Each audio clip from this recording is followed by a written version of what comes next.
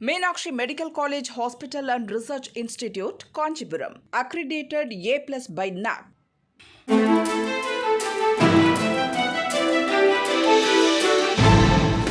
தட்டை, சீடை, முறுக்கு, ரிப்பன் போகடா, அதிரசம் என்ன வேணாலும் செய்யுங்க. ஒரே ஒரு 5 லிட்டர் இதய மந்த்ரா கடல் எண்ணெய் பேக் ஒரு மாசம் முழுசுக்கும் அத்தனை சமையல முடிச்சு விடலாம். இதய மந்த்ரா. கொத்து கொத்தாக இந்துக்களை முஸ்லிம்களாக மதமாற்றம் செய்த மதகுரு ஜமாலுதீன் என்ற சங்கூர் பாபா கைது செய்யப்பட்டுள்ளார். மதமாற்ற பின்னணியில்தான் விசாரணை ஆரம்பித்தது. இப்போது பயங்கரவாதம், பல 100 கோடி ரூபாய் மோசடி என விதவிதமாக விசாரணை வளையம் விரிந்து கொண்டே செல்கிறது. உத்தரப்பிரதேசம்தான் குற்றம் நடந்த இடம் என்று நினைத்தால் முஸ்லிம்கள் அதிகம் வசிக்கும் பாகிஸ்தான், சவுதி, துருக்கி உள்ளிட்ட நாடுகளும் இதன் பின்னணியில் இருப்பது அரசை திடுக்கிட வைத்துள்ளது. யார் இந்த ஜமாலுதீன் என்ற சங்கூர் பாபா? அவரது பின்னணி என்ன? உண்மையில் என்னதான் செய்தார் என்பதை விரிவாக பார்க்கலாம். இம்மாதம் துவக்கத்தில் உத்தரப்பிரதேசத்தின் லக்னோ பகுதியில் இந்து அமைப்பு ஒன்று தாய்மதம் திரும்பும் நிகழ்ச்சியை நடத்தியது. இஸ்லாம் மதத்துக்கு மாறிய மக்கள் பலரும் தாய்மதமான இந்து மதத்தை மீண்டும் தழுவினர். அவர்களில் பலர் மேடையில் பேசும்போது அதிர்ச்சிகரமான விஷயத்தை கூறினர். அதாவது, ஜமாலுதீன் என்ற சங்கூர் பாபா தான் தங்களை மூளைச்சலவை செய்தும் பணத்தை வாரி இறைத்தும் மதம் மாற்றியதாக கூறினர்.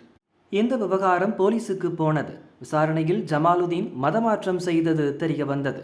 அவரை பயங்கரவாத தடுப்பு பிரிவு போலீசார் கைது செய்தனர். விசாரணையின் பின்னணியில்தான் 500 கோடி ரூபாய்க்கு மேல் சட்டவிரோத பணம் ஜமாலுதீனிடம் புழங்கி இருப்பது தெரிய வந்தது. வெளிநாடுகளிலிருந்து அவருக்கு கொட்டியது. பயங்கரவாதிகளுடன் ஜமாலுதீனுக்கு தொடர்பு இருக்கலாமோ என்ற சந்தேகமும் வலுத்தது. இதையடுத்து ஜமாலுதீன் என்ற சங்கூர் பாபாவை போலீசார் கஸ்டடி எடுத்து விசாரிக்க ஆரம்பித்திருக்கின்றனர். பல 100 கோடி ரூபாய் சட்டவிரோத பணம் புழங்கியதால் இந்த விவகாரத்தில் அமலாக்கத்துறையும் களம் இறங்கியிருக்கிறது. இப்படி பல விசாரணை அமைப்புகள் நடத்தி வரும் விசாரணையில்தான் ஜமாலுதீன் பற்றி திடுக்கிடும் தகவல்கள் வெளிவர ஆரம்பித்திருக்கின்றன. அதாவது, உத்தரப்பிரதேசத்தின் பல்ராம்பூர் தான் ஜமாலுதீன் பூர்வீகம். 20 ஆண்டுகளுக்கு முன்பு உத்தரவுலாவின் மத்பூர் என்ற கிராமத்தில் செட்டில் ஆனார்.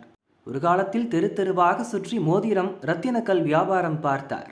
அந்த நேரத்தில் மும்பையில் உள்ள ஹாஜி அலி தர்காவுக்கு அடிக்கடி சென்று வருவது வழக்கம். பின்னர் படிப்படியாக ஆன்மீக குரு ரூபம் எடுத்தார். தன்னை பீர் பாபா என்றும் ஆன்மீக வழிகாட்டி என்றும் அவரே அறிவித்துக் கொண்டார். அதற்கு தகுந்தாற்போல் தனது தோற்றம், நடை, உடை, பாவனைகளை மாற்றினார். இப்படிதான் ஜமாலுதீன் என்ற மோதிர வியாபாரி சங்கூர் பாபா என்ற இஸ்லாம் மதகுருவாக மாறினார். நோய்வாய்ப்பட்டு வந்தவர்கள் தர்காவில் அவர் மந்திரம் மோதியதும் குணமடைந்ததாக நம்பினர். அவரது புகழ் பட்டி தொட்டியெல்லாம் பரவ ஆரம்பித்தது. அற்புதம் செய்பவராக ஜமாலுதீன் போற்றப்பட்டார். முஸ்லிம்கள் மட்டுமன்றி இந்துக்களும் தங்களின் நோய்களிலிருந்து குணமடைய சங்கூர் பாபாவிடம் வர ஆரம்பித்தனர். இதுதான் சந்தர்ப்பம் என்று கருதிய அவர் தன்னிடம் வரும் இந்துக்களையும் சீக்கியர் உள்ளிட்ட மற்ற மதத்தினரையும் படிப்படியாக மூளைச்சலவை செய்து முஸ்லிம்களாக மதம் மாற வைத்தார். தயக்கம் காட்டியவர்களுக்கு பணத்தை அள்ளி வீசினார். மதம் மாறும் இந்துக்களுக்கு சாதி அடிப்படையில் பணம் வழங்கப்பட்டது. அதாவது, பிராமணர்கள், சீக்கியர்கள் மதம் மாறினால் ஒவ்வொருவருக்கும் தலா 15 அல்லது 16 லட்சம் ரூபாய் வழங்கினார். அதுவே ஓபிசி இந்துக்கள் முஸ்லீமாக மாறும்போது அவர்கள் ஒவ்வொருவருக்கும் 10 முதல் 12 லட்சம் ரூபாய் வரை கொடுக்கப்பட்டது. எஸ்சி இந்துக்கள் என்றால் அவர்கள் ஒவ்வொருவருக்கும் தலா 8 முதல் 10 லட்சம் ரூபாய் வரை கொடுத்தார். வறுமையில் வாடிய மக்கள் பலரும் தாய் மதத்தை துறந்து முஸ்லிம்களாக மாற ஆரம்பித்தனர். குறிப்பாக பெண்களை தான் சங்கூர் பாபா அதிகம் குறிவைத்தார். இதுவரை கிடைத்த தகவல் படி 4000 இந்துக்களை அவர் இஸ்லாம் மதத்துக்கு இழுத்து சென்றிருக்கிறார். இன்னொரு பக்கம் சங்கூர் பாபாவுக்கு பல 100 கோடி ரூபாய் மதிப்பிலான சொத்துகள் இருப்பதும் திடுக்கிட வைத்தது.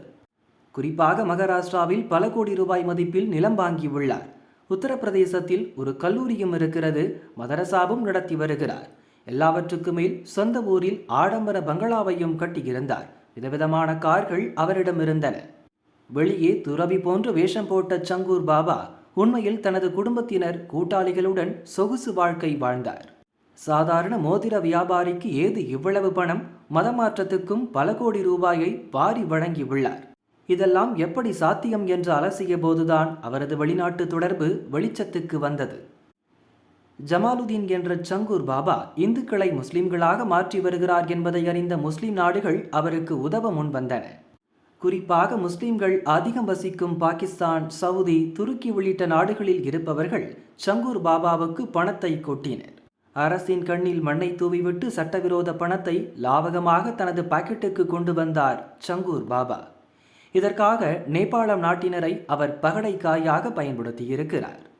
முன்பு இந்தியா நேபாளம் எல்லையில் வேலை பார்த்த அனுபவம் அவருக்கு இருந்தது. அதை பயன்படுத்தி நேபாளம் எல்லையில் இருக்கும் அந்த நாட்டின் கிராமங்களிலிருந்தும் நம் நாட்டின் எல்லையில் இருக்கும் கிராமங்களிலிருந்தும் பல கமிஷன் ஏஜென்ட்டுகளை உருவாக்கினார். ஏஜென்ட்டுகள் தங்கள் பெயரில் பல வங்கிகளில் கணக்கு துவங்கினர். பாகிஸ்தான், துருக்கி, சவுதியிலிருந்து நேபாளம் கமிஷன் ஏஜென்ட்டுகளுக்கு முதலில் பணம் போகும். அவர்கள் நம் எல்லையில் இருக்கும் ஏஜென்ட்டுகளுக்கு பணத்தை மாற்றுவார்கள். பின்னர் அந்த பணம் சங்கூர் பாபா மற்றும் அவரது கூட்டாளிகளுக்கு வந்துவிடும். இப்படி கொஞ்ச நஞ்சமல்ல, 3 ஆண்டில் மட்டும் 500 கோடி ரூபாய் வெளிநாட்டிலிருந்து சங்கூர் பாபாவுக்கு கிடைத்திருக்கிறது. பணத்தை மாற்றி கொடுத்த ஏஜென்ட்டுகளுக்கு 1 முதல் 5% வரை கமிஷன் வழங்கப்பட்டிருக்கிறது. 500 கோடி ரூபாயும் சங்கூர் பாபா மற்றும் அவரது கூட்டாளிகள் பயன்படுத்திய 40 வங்கிக் கணக்குகளுக்கு வந்திருக்கிறது. அதிலிருந்துதான் பணத்தை எடுத்து கல்லூரி, மதரசா நடத்தி வந்தார். மதமாற்றத்துக்கு ரூபாய் கொடுத்தார். பல கோடி ரூபாயில் சொகுசு பங்களாவும் கட்டி குடியேறினார். அவரது சொகுசு பங்களாவில் சோதனை நடத்திய போலீசார் திகைத்து போனார்கள். உள்ளே அவ்வளவு வசதி. பங்களாவில் மொத்தம் 40 அறைகள். கூரையில் விலை உயர்ந்த ஓடுகளை பயன்படுத்தி இருந்தனர். விலை உயர்ந்த பளிங்கு கற்கள் பல இடங்களில் பதிக்கப்பட்டிருந்தன. சமையலறை மட்டும் 15க்கு 15 அடி இருந்தது. உள்ளே பட்டு போன்ற சோஃபாக்கள், வெளிநாட்டிலிருந்து இறக்குமதி செய்த அலங்கார வேலைப்பாடு நிறைந்த பர்னிச்சர்கள், மிகப்பெரிய சொகுசு வாகனம் உள்ளிட்டவை இருந்தன. சங்கூர் பாபா பெட்ரூம் வினோதமாக இருந்தது. உள்ளே துபாயிலிருந்து இறக்குமதி செய்யப்பட்ட பிரத்யேக எண்ணெய் வகைகள், வாசனை திரவியங்கள், உடல் வலிமையை அதிகரிக்கும் மருந்துகள் இருந்தன. பங்களாவை சுற்றிலும் மின்வேலி வசதியுடன் காம்பவுண்ட் போடப்பட்டிருந்தது. 10 இடங்களில் CCTV கேமராக்கள் வைக்கப்பட்டிருந்தது. உள்ளே ஒரு ரகசிய கண்காணிப்பு அறையும் இருந்தது. பங்களாவின் மொத்த CCTV படம்பிடிக்கும் காட்சிகளை அங்கிருந்து பார்க்கலாம்.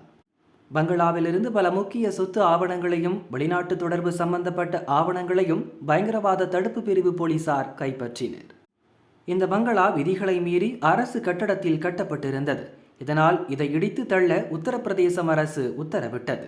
வலிமையாக கட்டப்பட்ட பங்களாவை 10 பொக்லை மூலம் 3 நாட்களுக்கு மேலாக இடிக்கும் பணி நடந்தது. சங்கூர் பாபாவுடன் சேர்ந்து அவரது தோழி நீத்துவும் கைது செய்யப்பட்டார். 2 பேரும் லக்னோ ஹோட்டலில் பதுங்கியிருந்த போது பயங்கரவாத தடுப்பு பிரிவு போலீசார் கைது செய்தனர். நீத்துவின் கணவர் நவீன் ரோஹ்ராவுக்கும் இந்த விவகாரத்தில் தொடர்புள்ளது. அவரை போலீசார் தேடி வருகின்றனர். நீத்து இந்து குடும்பத்தைச் சேர்ந்தவர். சங்கூர் பாபாவிடம் வந்த பிறகு முஸ்லீமாக மாறிவிட்டார். நீத்து என்ற அவரது பெயர் நஸ்ரினாக மாறியது.